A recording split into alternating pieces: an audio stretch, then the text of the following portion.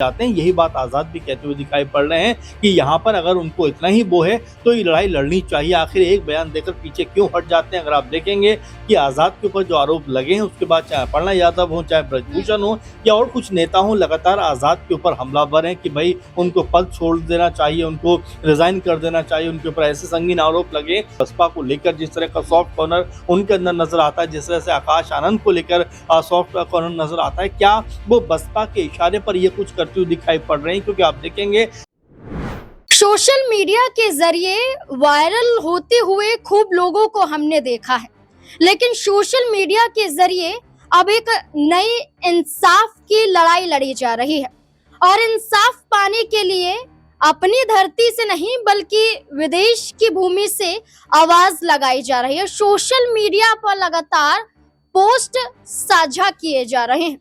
इन post के जरिए क्या सिंपैथी कार्ड खेलने की कोशिश की जा रही है या वाकई जो आरोप लगाए जा रहे हैं उन आरोपों में कोई दम भी है? दरअसल जिस मुद्दे को लेकर हम चर्चा कर रहे हैं वो वही मुद्दा है जो लगातार उत्तर प्रदेश की राजनीति में गरमाया हुआ है, यानी कि स्विट्जरलैंड में बैठी डॉक्टर रोहिणी घावरी के आजाद समाज पार्टी के अध्यक्ष और नगीना से सांसद चंद्रशेखर आजाद पर लगाए गए वो आरोप, वो शोषण के आरोप जो डॉक्टर रोहिणी घावरी कहती हैं कि चंद्रशेखर आजाद ने उनके साथ खिलवाड़ किया है।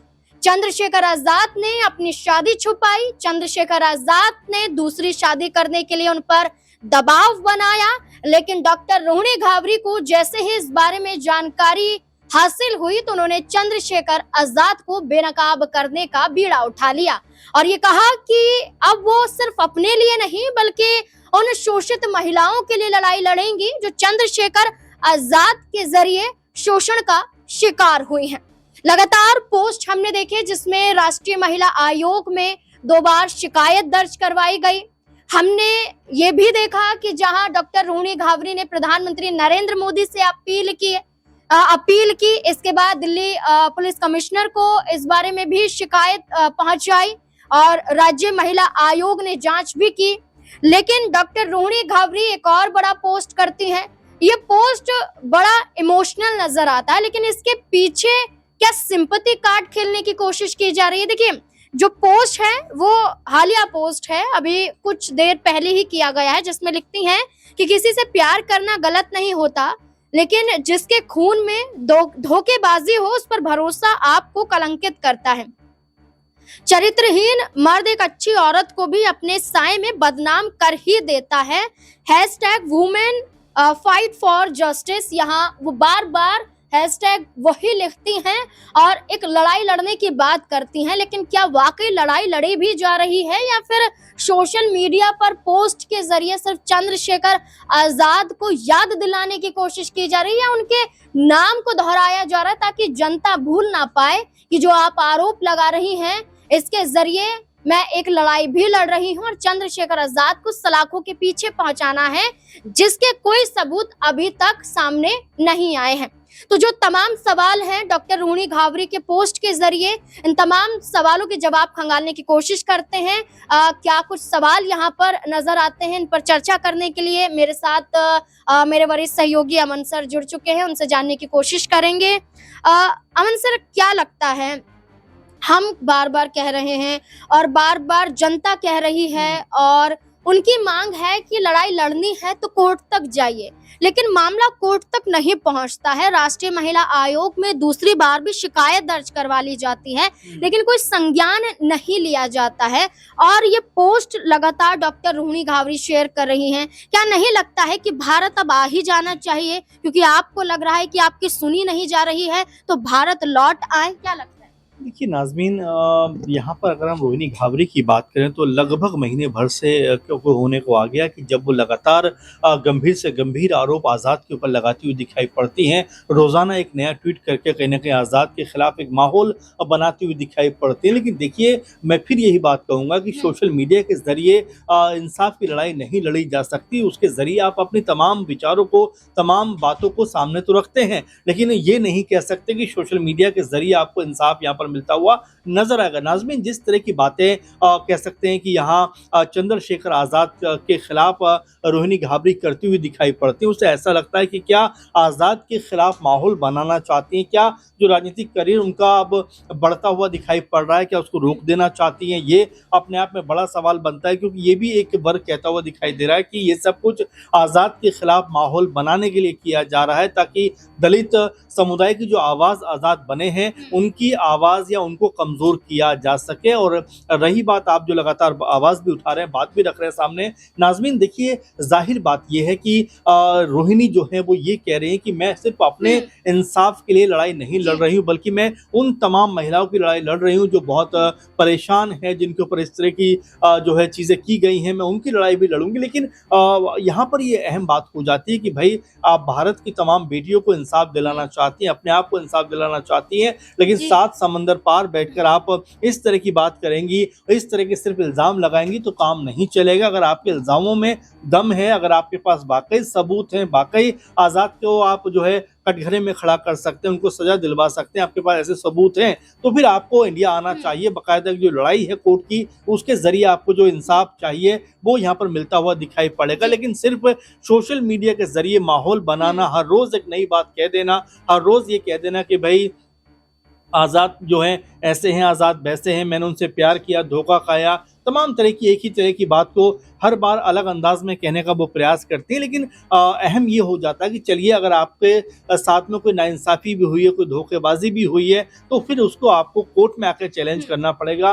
सोशल मीडिया के ज़रिए जिस तरह से आप अगर उनका ट्विटर हैंडल भी देखेंगे, उसमें भी आपको नज़र आएगा कहीं ना कहीं लोगों के ज़रिए वो अपने आप को सिंपैथी दिलवाना चाहती हैं या अपने आप को एक तरीके से लोकप्रिय बनाना चाहती हैं। क्योंकि देखिए नाज़मीन, सोशल मीडिया के ज़रिए लोकप्रिय होना बड़ा आसान है। ज़रा मुझे बताइए, रोहिणी घाबरी ने जब आरोप लगाए उसके बाद शायद मीडिया ने भी उनके बारे में बात की, उससे पहले उनके बारे में कोई भी नहीं जानता था, उतना शायद नहीं जानता था। चंद्रशेखर आजाद ने तो जब सबसे पहले ये आरोप लगाए गए तो उन्होंने खुलकर ये कहा कि मैं कोर्ट में जवाब दूंगा। इसके बाद वो खुद जनता के साथ जुड़े और अपने समाज के लोगों के सामने उन्हें खुलकर कहा कि मैं स्वाभिमान से समझौता नहीं करूंगा और मुझ पर जानबूझकर साजिशन ये आरोप लगाए गए। ब्रिजभूषण का कहीं ना कहीं जिक्र चंद्रशेखर आजाद ने किया। देखिए, ब्रिजभूषण ने उस वक्त तो कहा कि कोई दलित की बेटी की आवाज को उठा नहीं रहा है, चंद्रशेखर आजाद को कोई पकड़ नहीं रहा है, लेकिन अब ब्रिजभूषण कहाँ गए जो एक बार बयान देकर दोबारा उनके समर्थन में नहीं आए? वही नाज़मीन, देखिए राजनीति के लिहाज से बहुत सारी चीजें ऐसी होती हैं जो कही जाती हैं, की जाती हैं